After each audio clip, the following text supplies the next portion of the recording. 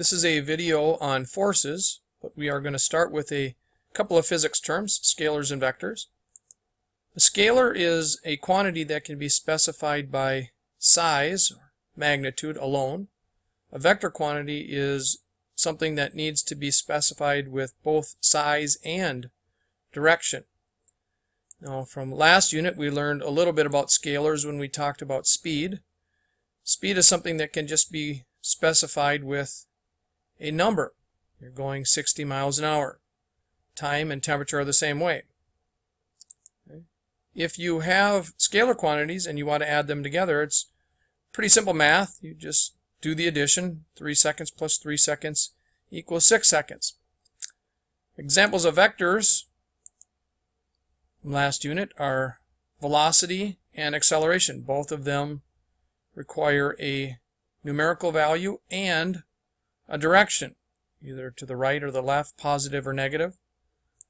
The vector quantity that we're going to deal with in this unit is force. Now when you add vector quantities together, it gets a little more complicated because now you have to deal with the direction. Let's just start with what a force is. A force, by definition, is just a push or a pull.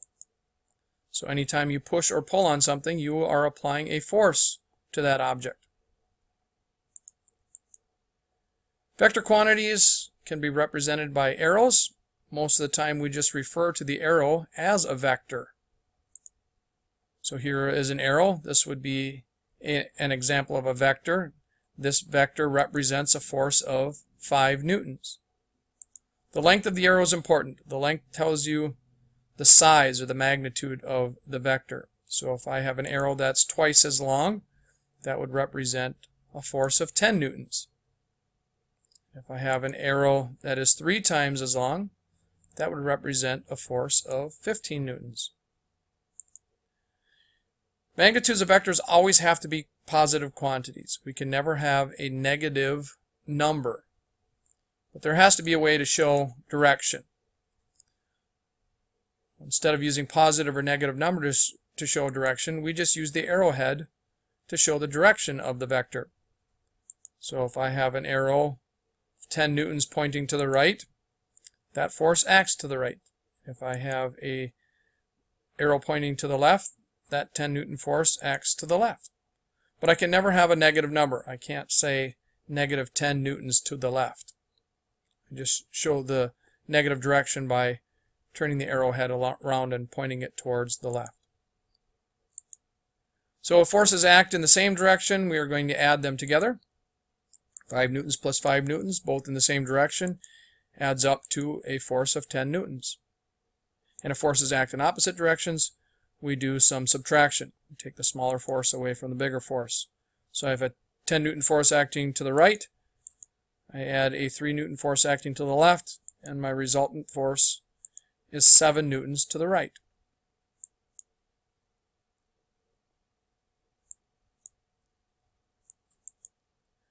When we add vectors together, we get what we call a net force. Net force is the overall force on an object after all of the forces have been added and subtracted together.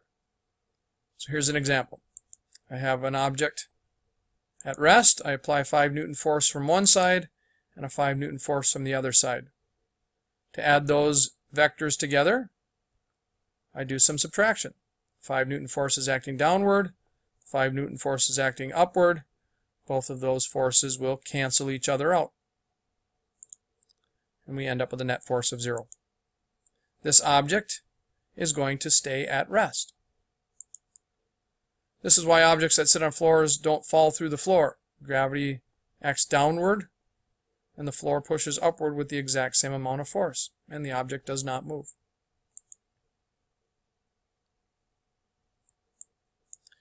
When we talk about this scenario, we say the net force is 0. We also say that there are balanced forces acting on this object. Balanced forces just means that the forces are equal and in opposite directions.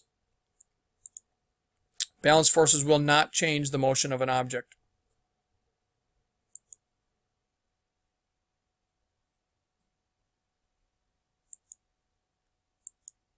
If we want an object to move, then we're going to need forces that don't cancel. So here's a scenario where I have an upward and a downward force.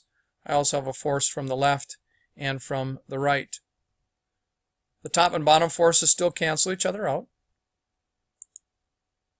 What I have left is some unbalanced forces that act on the object. So I need to subtract the 10 Newton force away from the 15 Newton force. And the resultant of that is that I get a net force of 5 newtons to the left. This is an example of unbalanced forces acting on an object. Unbalanced force just means that the net force is something greater than 0. And anytime I have unbalanced forces, I will see a change in motion.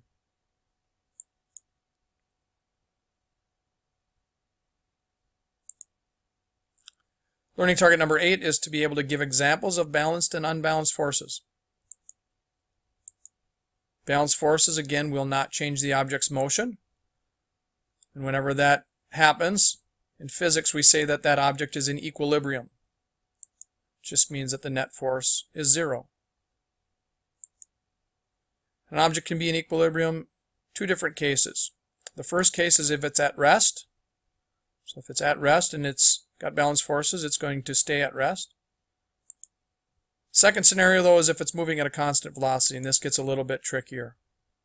So here's an example. I have the box now sitting on a semi-truck, and the semi-truck is moving at 60 miles an hour to the right. If the truck is moving at 60 miles an hour, so is the box. If I apply balanced forces to this box now, what's going to happen to the box? And the answer is nothing. Those two forces are going to cancel each other out, and the box is going to continue to move at 60 miles an hour. So there's no change to the motion of the box. So here's an example of an object that's in motion that continues to stay in motion without any change to it.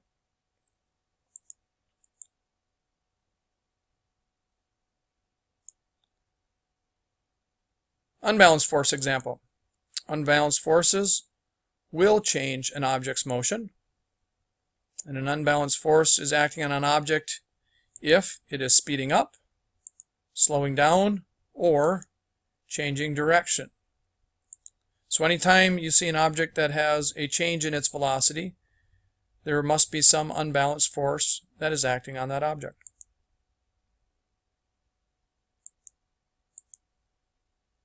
How about this example? Got a little Volkswagen Bug. Car is moving at 60 miles an hour, and you think to yourself, well, it's just a little bug, I can stop that.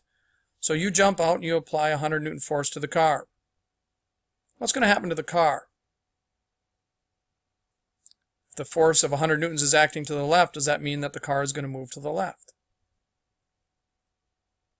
And the answer is no. Why not? Well, again, we said that unbalanced forces are going to cause a change in motion, and that change can happen one of 3 different ways. It can either make the object speed up, slow down, or change direction. In this case, the 100 Newton force to the left is not going to change its direction. It is going to change its speed, and it's going to make the car slow down.